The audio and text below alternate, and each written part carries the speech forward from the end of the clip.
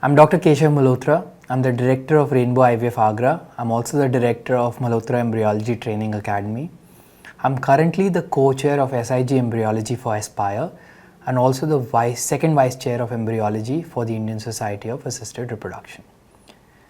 Today we are going to discuss about how to make more and better blastocysts. I think this is a very crucial topic for all of us because in this day of ART, most clinics want to transfer blastocysts and most clinics want to have good quality blastocysts within their laboratories. How do we achieve that is something that we'll discuss today. I'll start with this very interesting survey that we conducted with Indian embryologists, and this was back in 2020 that we conducted this survey. There were about 100 respondents, all embryologists, and we asked fairly basic questions about blastocyst culture from all of these embryologists. So the first question that we asked was, till which day do you culture embryos? And it was very interesting to see that about 37% of embryologists actually said that they culture embryos till day 5. 46% of them said that they culture embryos till day 6, and only 14% of embryologists said that they culture embryos till day 7. Very interesting to see that a very small portion of labs are now culturing embryos only till day 3. The next question that we asked them was, because now they're culturing embryos till day 6 and day 7, we wanted to actually ask them how they utilize day 6 blastocysts. A good 55.6% of them actually mentioned that they freeze the embryos and then transfer on day 5. About 19% of them mentioned that they freeze the embryos and transfer on day 6 of an FET cycle. 8% of the embryologists said that they do PGT on such embryos. 15% of them actually said that they do a fresh transfer on day 6. And the remaining minuscule percentage of the embryologists were discarding embryos on day 6. The third question was, how do you use a day 7 blastocyst? Now this is intriguing because 48.5% of the embryologists mentioned that they discard a day 7 blastocyst. 32.3% mentioned that they do a frozen embryo transfer for a day 7 blastocyst. 14% of them mentioned that they actually do PGT for such a blastocyst and then only decide what to do with the embryo. And looking at this percentage, we also wanted to ask them about their apprehensions because a big percentage of embryologists are discarding day 7 blastocysts. So we wanted to see what are the apprehensions for not culturing embryos till day 7. So a good chunk, 36.7% actually felt that these embryos had a poor developmental potential.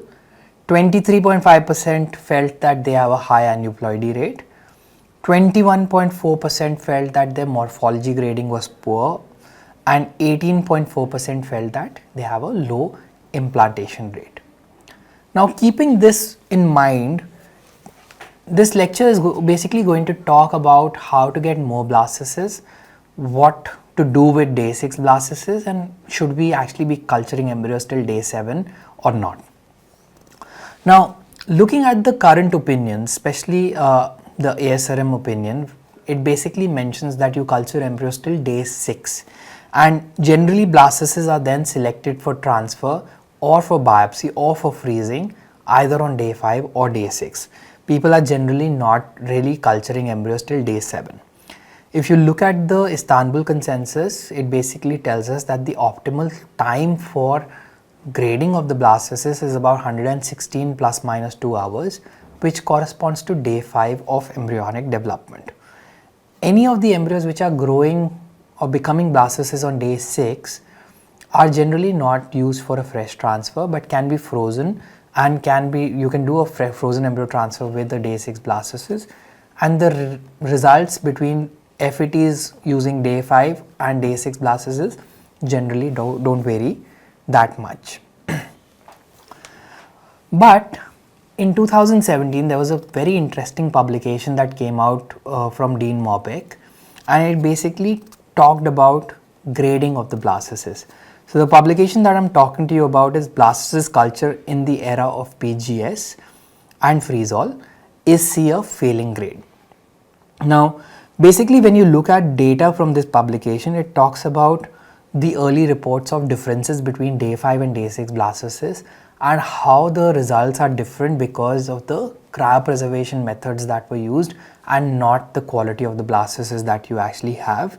It does tell us that there was an increased live birth rate with day 5 blastocysts, but again that effect was lost when you look at the quality of the blastocysts and you compare top quality day 6 blastocysts with top quality day 5 blastocysts. It also spoke to us about day 5 blastocysts being maybe superior to day 6 blastocysts, but again this difference was also lost when you looked at euploid blastocysts that were transferred either on day 5 or on day 6.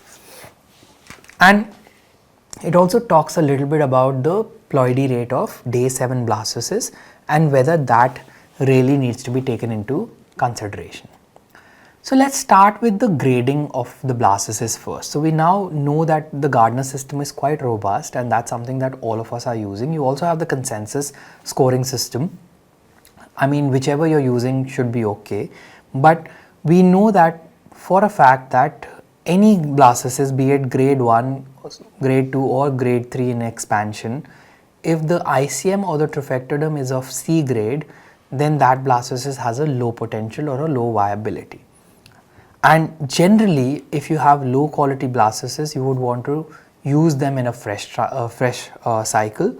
The disposition for freezing as well as for embryo biopsy depends on the laboratory as such. You might not get great results with freezing such blastocysts. You might not get amplification by doing biopsy of such blastocysts. And therefore, if you're looking at the Gardner system, the basic consensus that people have achieved is that anything less than 3 BB might be the minimal grade for utilization of the blastocyst. Alright. Now, looking at this data, Dean Mobig's group again came up with a publication in 2018, and this basically spoke to us about extended blastocyst culture till day 7. A very interesting line, I'm going to read this line to all of you, from this publication was, we crave simplicity and certainty, and blastocyst grading is actually none of it. In our pursuit of defining the best embryo to transfer, we have neglected to define the viability of low quality as well as slow growing blastocysts. So basically it's telling us that slow growing blastocysts or poor quality blastocysts can still be viable and can still result in pregnancies. Now, looking at this publication and references from this publication, we basically want to discuss another paper which is from John Whitney's group, which basically spoke about doing PGT routinely for blastocysts developing on day 7. And when you look at the implantation rate from euploid blastocysts that were achieved from day 7 blastocysts, so firstly we have to understand the ploidy rate. So day 5 the ploidy rate was about 53.5%, and this is from around 879 blastocysts that were biopsied. On day 6, 918 blastocysts were biopsied, and a ploidy rate that was achieved was about 40.4%. And on day 7, 128 blastocysts were biopsied, which was a blastocyst yield of 6%, and 46 of them were normal, which gave us a ploidy rate of 35.9%. So it's telling us that you can still achieve euploid blastocysts on day 7. Now what happens when you transfer euploid blastocysts? The live birth rates that they were able to achieve, even though the numbers are less, there were only 16 embryo transfer cycles that were done, but 7 of them actually achieved a pregnancy, which comes to about 43.8% as far as the live birth rate is concerned. So this does tell us that day 7 blastocysts can still give us pregnancies and can still give us live births, especially when we are doing a genetic assessment for such embryos. Now, the same paper basically does support routine implementation of PGT for day 7 blastocysts, but it also tells us that ploidy would actually depend on the grading of the blastocysts on day 7. So if you're getting a grade AA, AB or even a BA quality blastocyst on day 7, it has a more chance of giving you a euploid embryo. So that is something that we can consider, especially in our current practice. Now, when we talk about current practices, current medicine generally is trying to achieve a one size fits all kind of an approach. But we have to understand that IVF, there are lots of confounding variables. It's a multifactorial like stream. And in order to achieve the best possible result for our patients, we have to customize our protocols and we have to customize our diagnostic techniques as well. So let's say if you have a patient who is getting blastocysts on day 7, you might want to do a biopsy on day 7 in order to get that one extra blastocyst which might result in a pregnancy. So that's something that you would want to consider, and you can still deprioritize that embryo for transfer, but it would still be in consideration for embryo transfer, and that's important for the patient. So looking at all of this, let's start with some of the recommendations to make more blastocysts and better blastocysts. Now, I've tried to create an infographic here which basically talks about 4 cardinal parameters that can influence blastocyst development. It starts with the gametes. So we'll start with that first. So when I talk about gametes, the first paper that I would recommend all of you to read is Casanova's paper on sperm DNA fragmentation and also sperm morphology. And it does tell us that both of these factors have a direct influence on the blastulation rate for that patient. So if you're assessing sperm DNA fragmentation and if you're assessing sperm morphology appropriately and then deciding on an insemination technique, you might be able to get better blastocysts. The second thing that we would want to talk about is Laura Rienzi's paper on oocyte quality. And again, it tells us that egg quality has a direct influence on the number of blastocysts that will form. Now, whenever we assess egg quality, there are lots of things to assess. It has so many variables. It could be the zona pellucida, the perivitelline space, inclusion bodies, vacuoles, SERs, refractile bodies, etc. So many things that need to be assessed.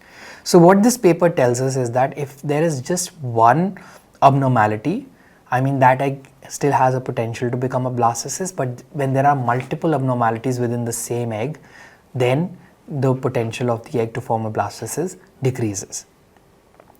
The next paper is basically Balaban's paper, and this talks about oocyte exposure, and we know that this is an important factor, and I will add here is that it's not just the exposure of the egg but the total exposure till blastulation that can actually affect the quality of the blastocyst and the number of blastocysts that are being formed.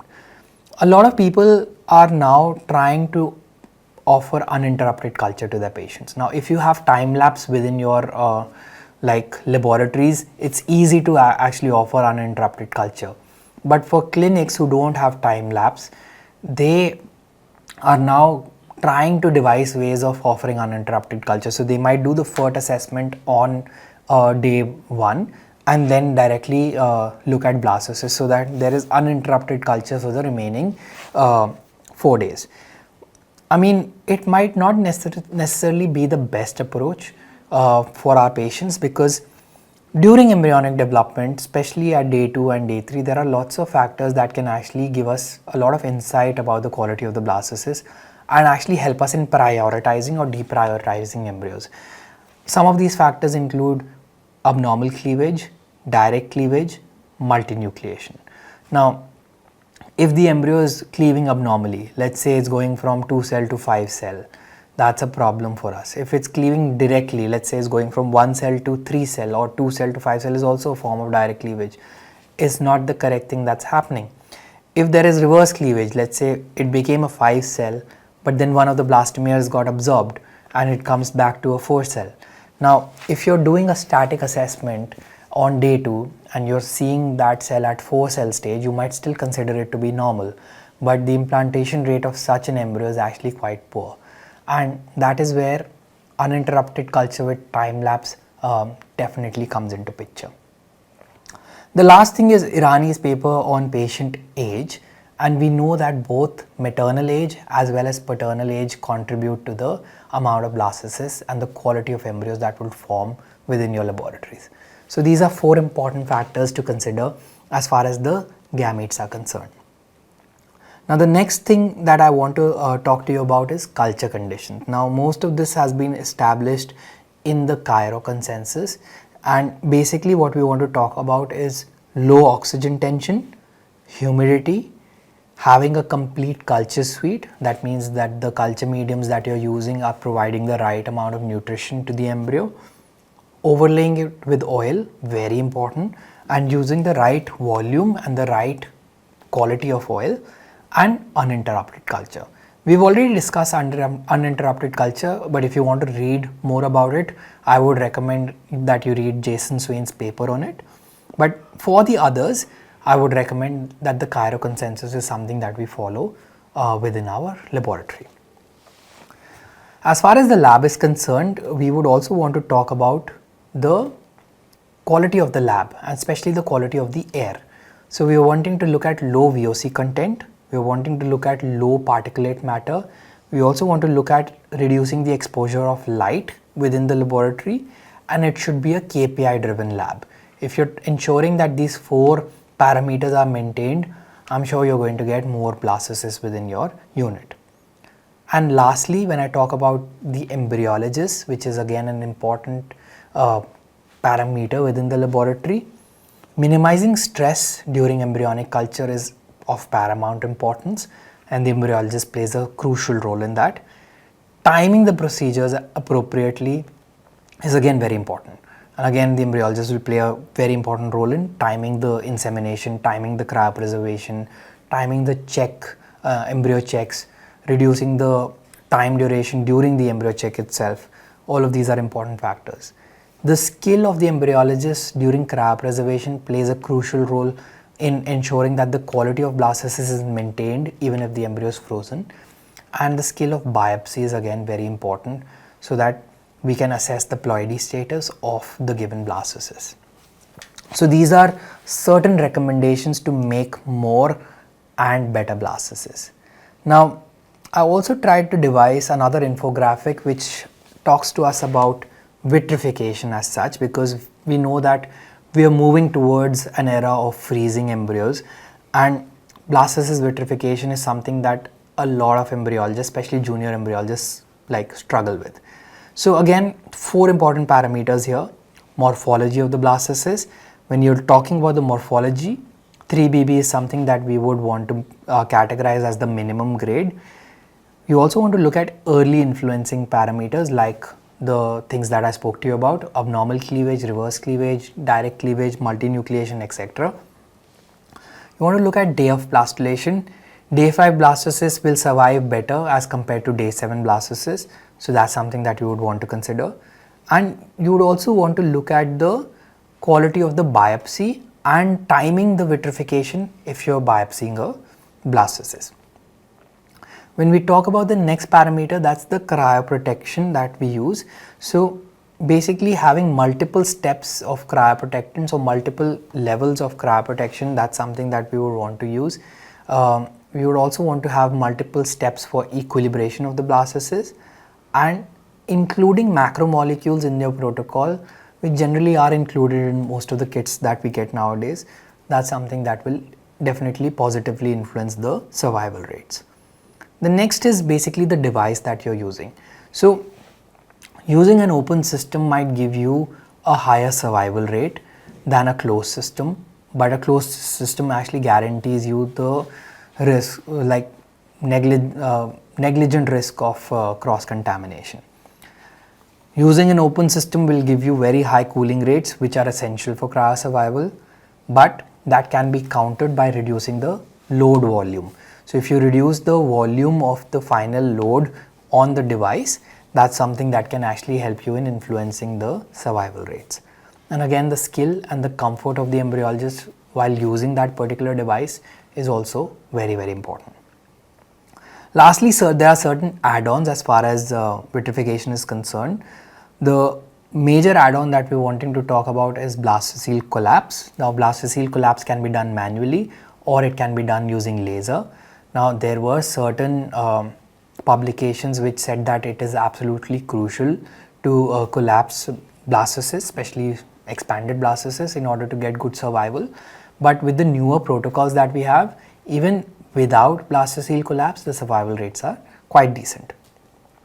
And you also have automated vitrification devices that are coming up, so that might be the future of blastocyst vitrification.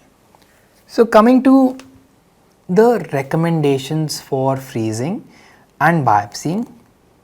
So basically you want to look at morphology, and two important publications, Minasi's group in 2016, Iranian's group in 2017, that categorized morphology as an important factor for both freezing as well as biopsying blastocysts on day 7. Should we biopsy blastocysts? I think we know by now from Morbeck's and Whitney's publication that you might still be able to get euploid blastocysts on day 7, and that's something that we would want to consider. Age is important, so consider that as an influencing factor. Campbell's publication did establish that in 2014. Survival might vary, so whenever you're freezing, let's say a day 7 blastocyst, you probably would want to counsel that patient that we might not get the same cryosurvival that we get for a day 5 blastocyst. That's pretty much it.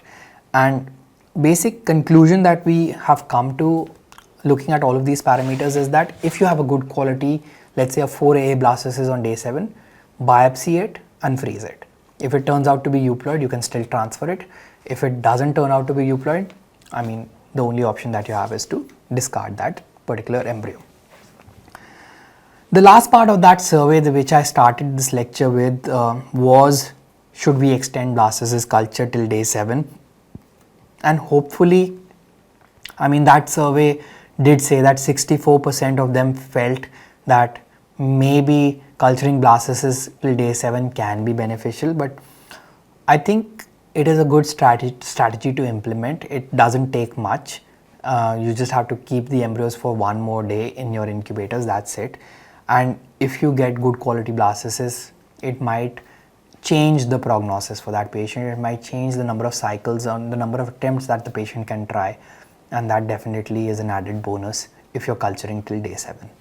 So that's pretty much it for this lecture. If you have any questions, you can shoot them on my email ID, that's drkeshavmalhotra@gmail.com, and you can always contact Shivani Scientific if you have these questions, and they can also refer them to me. Thank you so much.